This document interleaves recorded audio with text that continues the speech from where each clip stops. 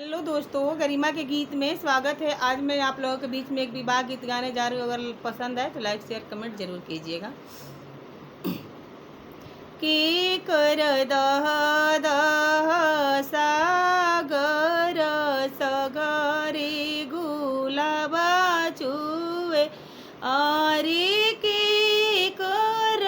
बरी बोली दुलारी त सागर आसाना न करे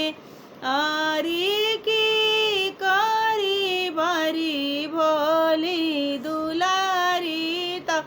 सागर आसाना न करे पापा के दह दह सागर सगरी गुलाबा चुए पापा के दह दह सागर सगरे गुलाबा चुए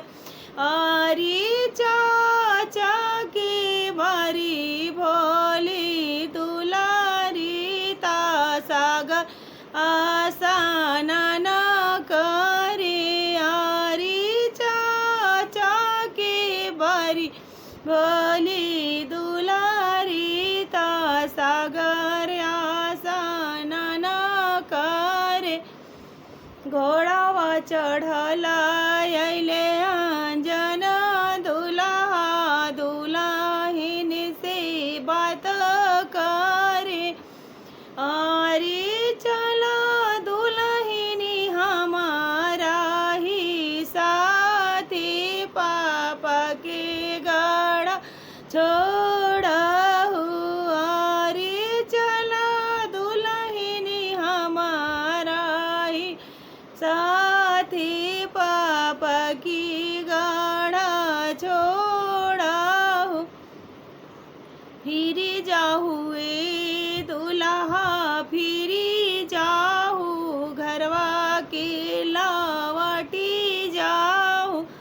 अरे देखे पहे पापा हमारा तगड़ तोहरे लूटीली है अरे देखे पहे चाचा मारा तगड़ तोहरे लूटीली है कोई सन हुए तो हर पापा तो कोई सन चाचा हमें आरे कोई सन हुए तो हर भैया की गड़ हमारे लूटीली है चंपा फूल हुए हमारे पापा चमेली फूलवा भैया हमें आरे बिजुली चमके वो ईसन भैया हमारो गढ़ा तोहरो लुटीली है आरे बिजुली चमके वो ईसन भैया हमारे गढ़ा तोहरो लुटीली है